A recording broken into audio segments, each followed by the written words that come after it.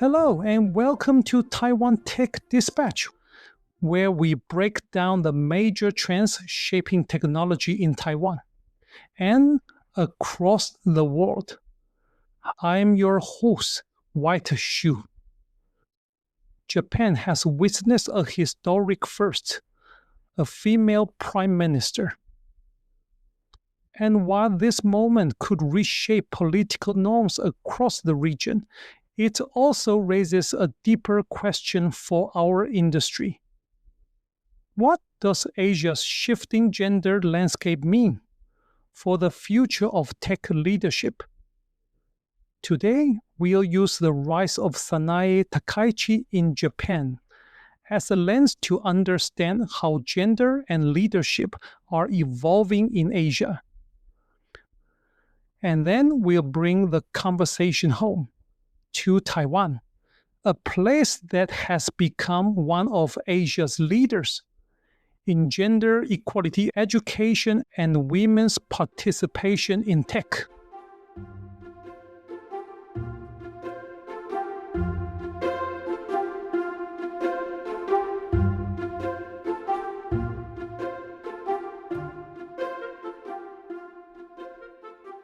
Chapter 1: Japan's Moment, Why It Matters. Sanae Takaichi has built a long and influential political career, known for her strong national security stance and rising public profile. When she becomes prime minister, the symbolism would be enormous. Japan has struggled with gender equality for decades, ranking low on global equality indexes and maintaining deeply traditional gender expectations in both politics and corporate culture. So if Japan, one of Asia's most conservative societies when it comes to gender roles, is now opening the door to a female leader, it signals a shift that the entire region should pay attention to, especially the tech sector.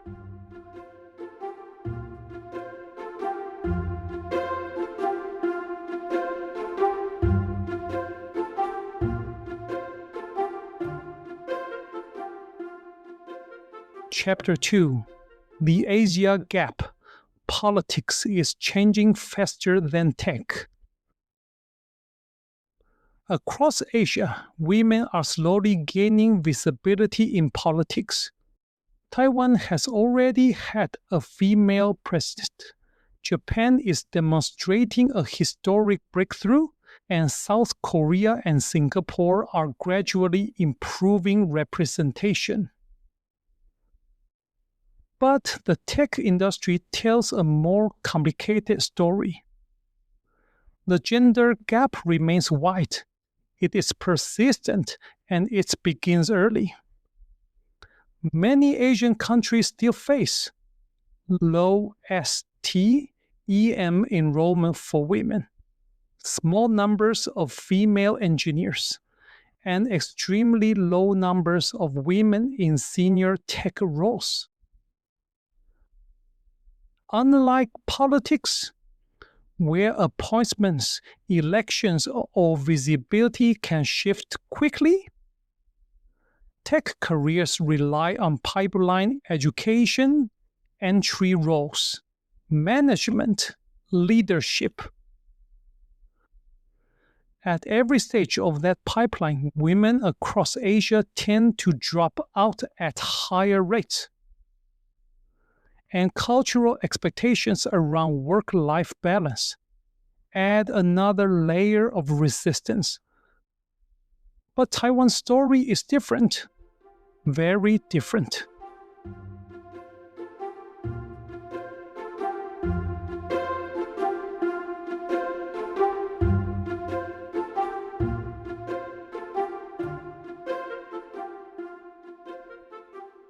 Chapter 3: Taiwan, an Asian leader in gender equality and tech participation.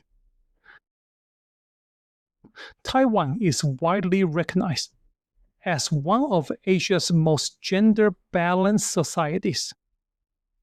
And the data backs this up.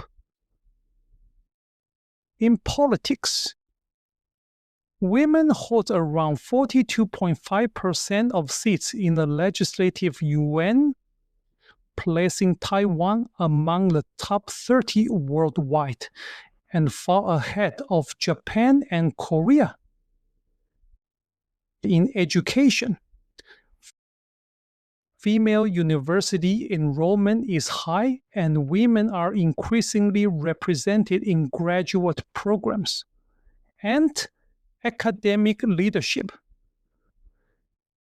In the workplace, female labor participation is around 52%, and women hold roughly 35% of managerial positions, one of the highest ratios in Asia. Simply put, Taiwanese women don't just study well, they lead, they manage, and they shape industries. Zooming in on tech, here is where Taiwan diverges sharply from the rest of Asia. Around 30% of STEM students are women, far higher than Japan or South Korea. Taiwan's major tech companies, TSMC, MediaTek, AUO, Appear, include women in senior engineering, HR, product, and operational roles. Taiwan's startup ecosystem features a rising number of female founders. Across AI, SaaS, cloud, and consumer tech. This is one of Taiwan's hidden advantages. Gender equality boosts Taiwan's tech innovation capacity. Diverse teams design better products, understand the markets more deeply, and build stronger organizations. In other words, Taiwan's gender equality is not just a social achievement, it is a strategic asset.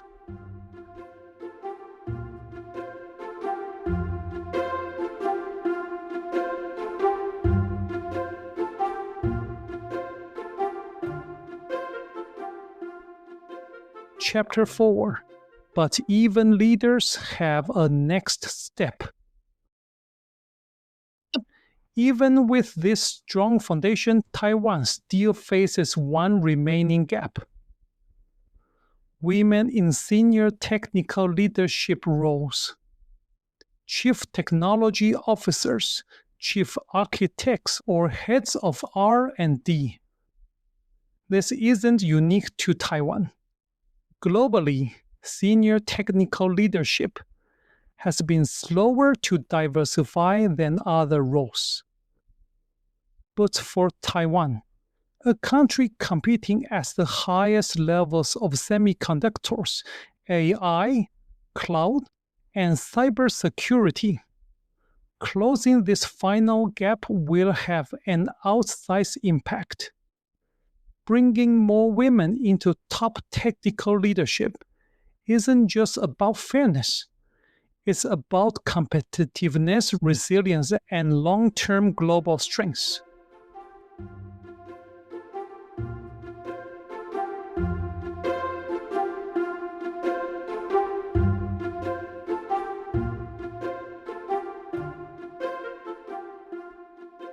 Chapter 5.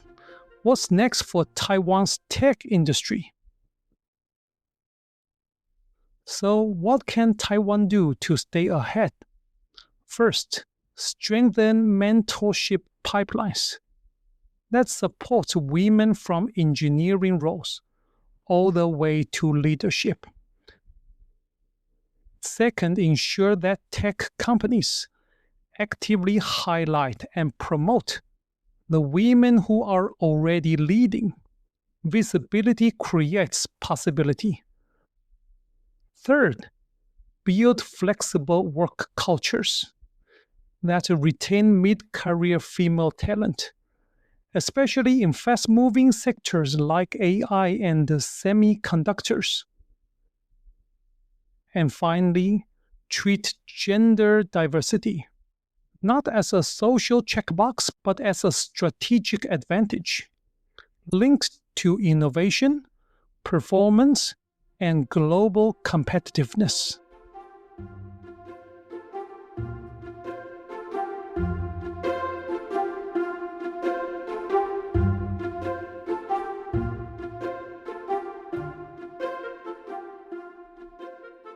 Closing. Japan's shifting political landscape is more than a headline. It's a mirror held up to the rest of Asia.